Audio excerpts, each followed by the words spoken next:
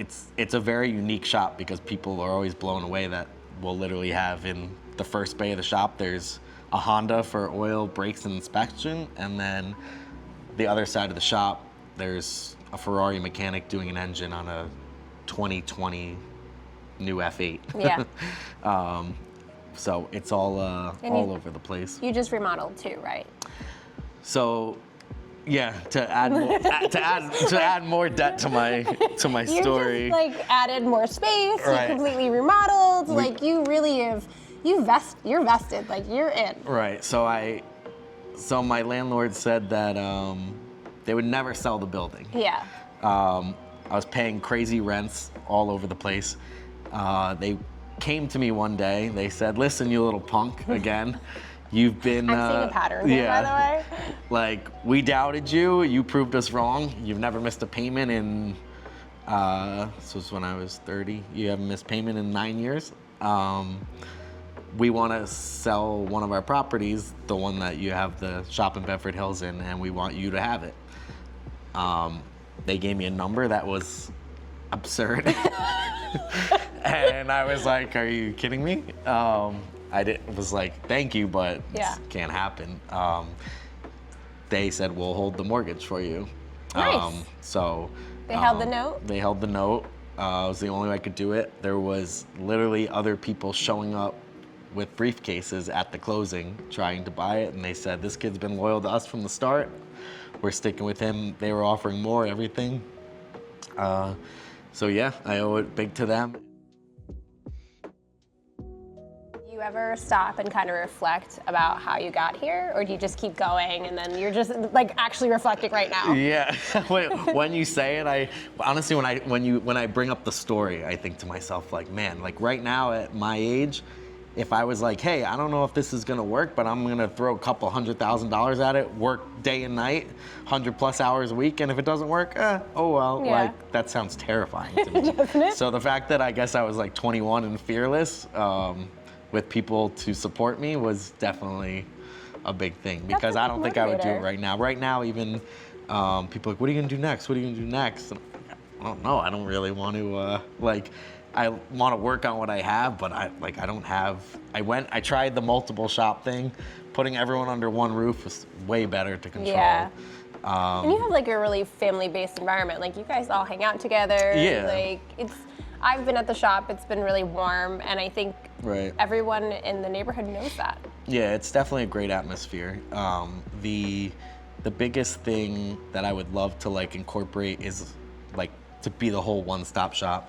My next thing would probably be to do a body shop, or what I love doing, which just kind of got thrown at me, was sourcing cars.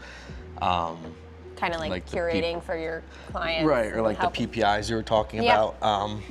I've had clients like fly me to California, fly here to find like matching number old vintage Mercedes and kind of do like pre-purchase inspections on the spot. Yeah, so that's what PPI is, by the way. It's pre-purchase inspection. So let's talk about how you're doing that now. So that's a lot of exotic car owners, they make a lot of mistakes. So one of them is not getting a PPI, right? Right. So let's talk about that. What's that like? That can be a big problem. We had one recently, a Lamborghini that a guy bought sight unseen, and it had a bad engine. And now he's...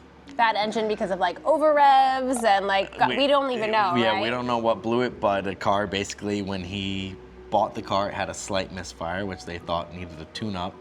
And then he didn't want to do I mean, you're talking to pre-purchase inspections, $300-400 Yeah. to save yourself Thousands. Yeah, tens of thousands. And yeah, he didn't want to, I guess didn't do it. He bought it from a dealer, private dealer. Yeah.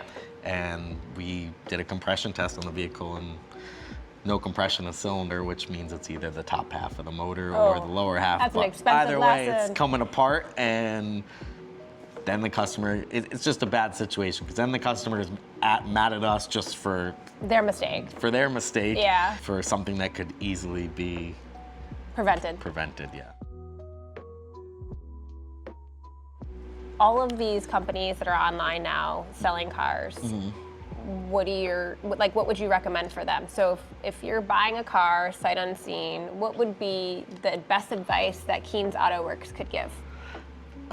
Definitely you want to have the Carfax done on it and maintenance records, especially exotics, because the worst thing, like there's a lot of guys all the time that, oh, my Ferrari only has 800 miles on it. Yeah. And it's like, that's good, but it needs to be driven. Exactly. And a lot of them are like, well, yeah, it's been in the garage for 5 years.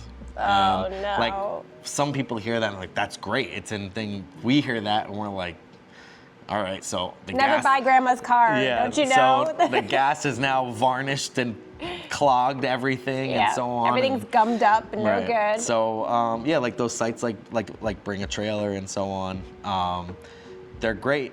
The other problem is every car looks great from a photograph 10 feet away. You get the car in person and it's, oh, you can't put a paint detector up to it and so on. So the more research and maintenance records and stuff you have is by far like the best.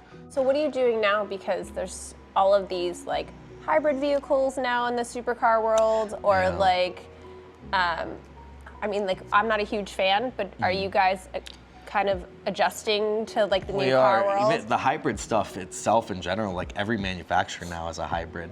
I know, like a lot of the Ferraris that have come out now, right? And a lot of that stuff, to be honest, has to be programmed from, well, regular cars we can do, Ferrari, those, they don't want them to come to private shops. No. So I do have to bring them back to the dealer, which we have a good relationship with. There's more work to go around than anyone, so we'll do the things and then they take care of the programming part of it. If we're getting to know Mike from Keane's Autoworks, what's his favorite car to work on? To work on, I like Audi and Mercedes as far as the way they engineered stuff for mechanics. Is that mechanical engineer brain like working? Just forget the math part? Yeah, it actually like will make sense. They don't put something in and then put turbos on top of it or whatever it is, and then you look at the book time to change spark plugs for someone and you got to quote them $2,000 and then it's same thing. So yeah, as far as driving? Yeah, how about driving? Driving, Pagani. Yeah? Yeah, Pagani is my go-to, or Bugatti. I drove the new Bugatti and that was the fastest thrill ride. Wasn't even fast, it was just like it's a fast cloud. Piece of art. Yeah, it's a fast cloud. But Pagani and Bugatti would definitely be my go-tos if I ever own my own collection. That's what I would have. I think we've seen a few of those at your shop. Yes. Yeah. Yeah, those are the picture ones. They come right in, they stay in, and they go back out. Yeah. But yeah, the German cars are our go-to specialty. BMW, Audi, Mercedes, Volkswagen, Porsche. My techs are all certified from the dealer. That's the go-to stuff to work on. Yeah, it's a little bit Parts easier. are available, get them in and out. Customer's happy, you turn their car away. They don't get we do have loaners, but I only have 3 loaners, so they get taken up fast. Yeah. But you get their car back to them within a day, 2-day turnaround. That's awesome. So is there anything else that you want us to share with buyers that are buying cars offline or online or however they're buying them today that they should know? No, the maintenance records. If they're gonna supply maintenance records, they don't have anything to hide. Right. Maintenance records and as many pictures as you can. Usually everything looks great from the body. Yeah. No one ever wants to take pictures of the underneath and stuff like that where the mechanical problems are. Yeah, so videos if you can't. Yeah, video of the undercarriage is always good. Or they can hire you, right?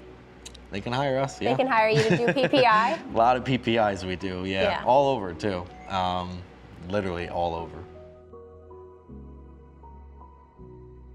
Well, thank you so much for coming today. Thank you. Thank you guys for listening to my story.